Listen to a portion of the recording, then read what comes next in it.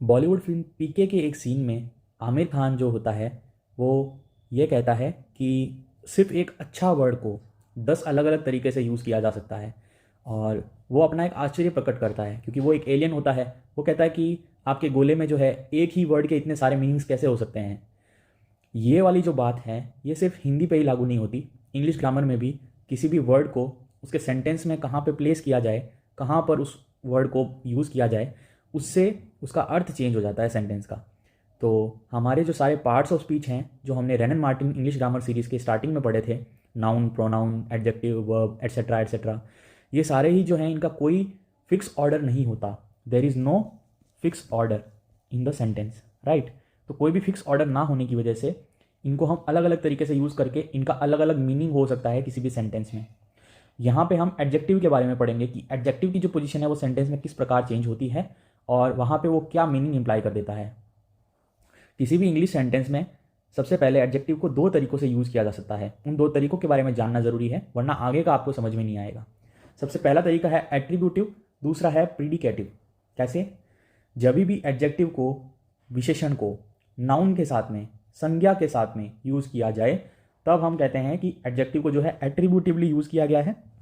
और जब भी एडजेक्टिव्स को किसी भी वर्ब के साथ, किसी भी क्रिया के साथ यूज़ किया जाए तो हम ये कहते हैं कि इसको प्रीडिकेटिवली यूज़ किया गया है। तो दो तरीकों से एडजेक्टिव को यूज़ किया जा सकता है इंग्लिश ग्रामर में। तो इसका एग्जाम्पल देखते हैं। The lazy boy was punished.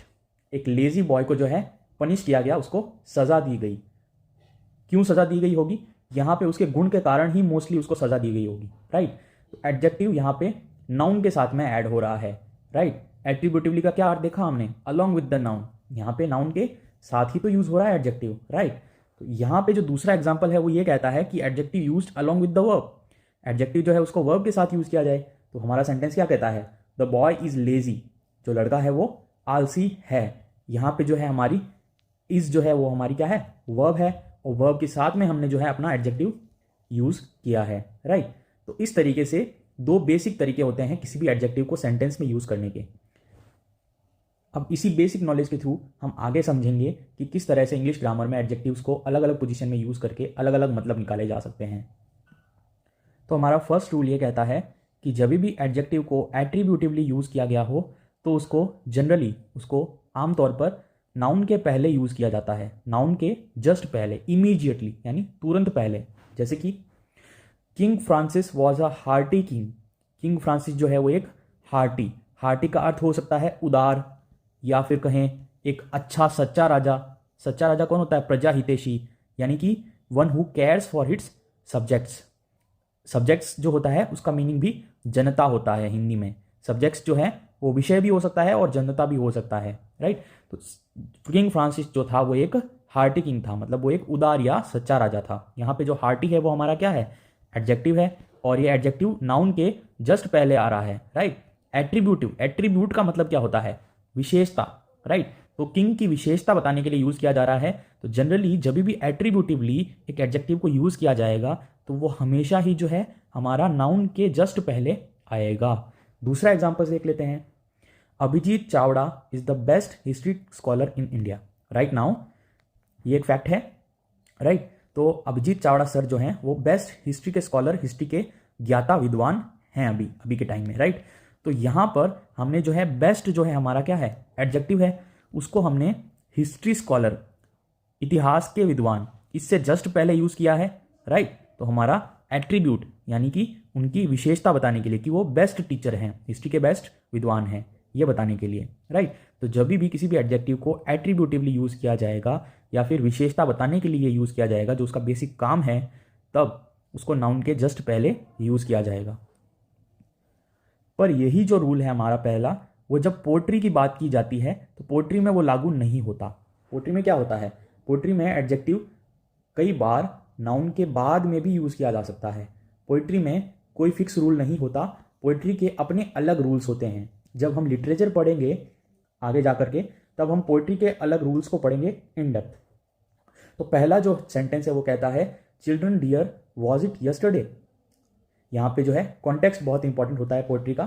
तो यहाँ पे सेंटेंस का मीनिंग समझ में आए ऐसा ज़रूरी नहीं है। यहाँ पे ये कहा जा सकता है कि प्यारे बच्चों क्या ये कल ही हुआ था। अब इसका कॉन्टेक्स्ट कुछ भी हो सकता है। दूसरा सेंटेंस ये कहता है कि O man with sisters dear. किसी भी व्यक्ति को ये इंगित करके कहा जा सकता है कि कोई भी व्यक्ति जिसकी बहुत सारी बहनें हैं, बहुत सी बहनें हैं जो उससे बहुत प्यार करती हैं। डियर सिस्टर्स, प्यारी बहनें। यहाँ पे जो है हमारा डियर जो है एडजेक्टिव है, जो कि सिस्टर्स के बाद में यूज़ हो रहा है, ना कि पहले, राइट, जो कि हमने ये इस रूल में भी पढ़ा। क्या है पोएट्री का रूल? कि ज़रूरी नहीं है कि कोई भी नाउन से पहले एडजेक्टिव यूज़ किया जाए, नाउन के बाद में भी यूज़ हो सकता है और कैसे भी यूज़ हो सकता है, राइट। यहाँ पे भी देखिए चिल्ड्रन डियर, डियर जो है हमारा क्या है? एडजेक्टिव है, जो कि नाउन के बाद में आ रहा हो। एज आई सेड, हम पोएट्री के रूल बाद में पढ़ेंगे जब हम लिटरेचर को पढ़ेंगे। हमारा थर्ड रूल ये कहता है कि जब भी बहुत से एडजेक्टिव्स, एक से ज़्यादा एडजेक्टिव्स, सेवरल का अर्थ क्या हुआ? एक से ज़्यादा। जब भी सेवरल का मीनिंग सेवरल यूज़ होगा तो वहाँ पे एक से ज़्यादा या फिर कुछ, ये इसका अर्थ होगा। जब भी सेवरल एडजेक्टिव्स यूज़ किए जाएं, अटैच किए जाएं, जोड़े जाएं टू वन नाउन, एक नाउन के साथ, जब भी एक नाउन के साथ एक से ज़्यादा एडजेक्टिव्स जोड़े जाएं, तब वो ज़्यादातर एम्फेसिस करने के लिए यूज़ किए जाते हैं। एम्फेसिस का मतलब मैंने पहले भी बताया था, जोर देना होता है, किसी बात पर जोर देना, जो भी बात चल रही हो उसके ऊपर जोर देना, तब एडजेक्टिव्स जो हैं एक से ज़्यादा यूज़ किए जाते हैं नाउन के साथ में।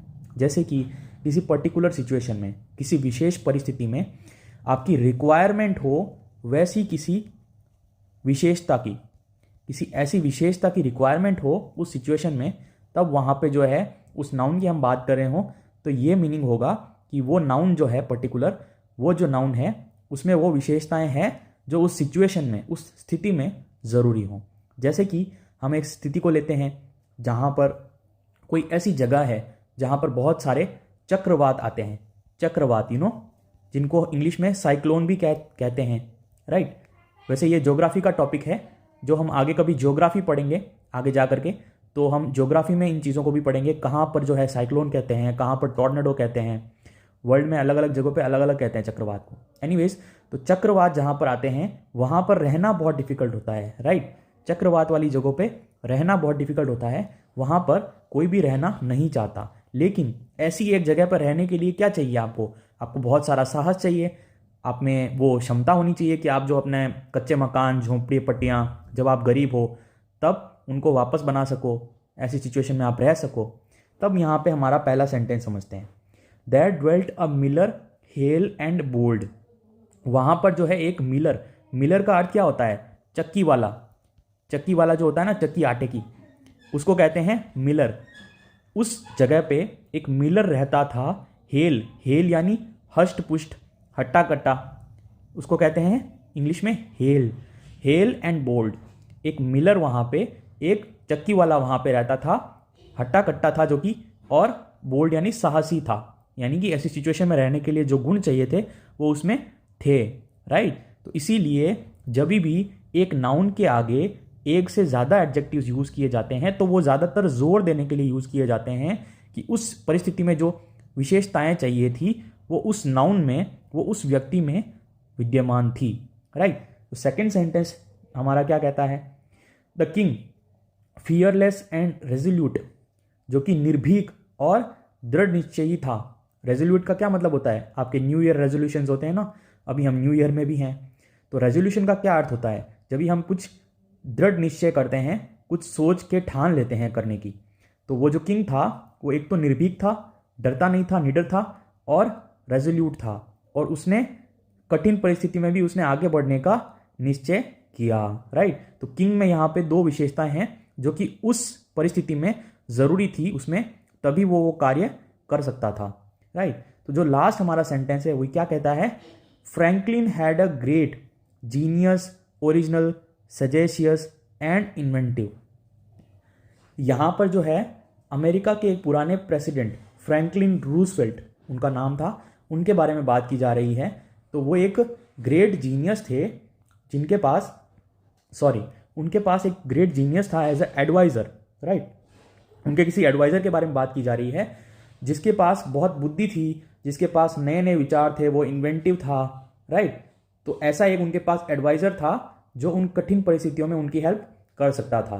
तो ये किसी स्टोरी से लिया हुआ सेंटेंस है, राइट। तो इसी तरीके से कॉन्टेक्स्ट बहुत ज़रूरी होता है सेंटेंसेस को समझने के लिए। तो रेनन मार्टिन बुक में आपके बहुत सारे ऐसे सेंटेंसेस हैं जिनको समझना बड़ा ही डिफिकल्ट होता है, इसीलिए मैंने आपको इनके कॉन्टेक्स्ट भी समझाए हैं अच्छे से। I hope these are clear. हमारा जो लास्ट जो रूल है वो क्या कहता है, तो वो कहता है कि जब भी किसी वर्ड को या किसी फ्रेज को किसी एडजेक्टिव के साथ जोड़ा जाए, जॉइंट टू द एडजेक्टिव, किसी मीनिंग को दर्शाने के लिए, किसी अर्थ को दर्शाने के लिए, जब भी किसी फ्रेज के साथ एडजेक्टिव को, फ्रेज यानी जो हमने स्टार्टिंग में ही पढ़ा था, फ्रेज का अर्थ होता है वाक्यांश, जो वाक्य का एक भाग होता है कोई पर्टिकुलर मीनिंग ऐड करने के लिए। अब पहले सेंटेंस से हम समझते हैं इसको। तो जब भी ऐसा एक फ्रेज जोड़ा जाए तो होता क्या है, एडजेक्टिव जो होता है वो हमेशा नाउन के जस्ट बाद आता है, after the noun, right, just बाद में। अब कैसे, he was a man fertile in resource, वो जो व्यक्ति था वो साधन संपन्न था।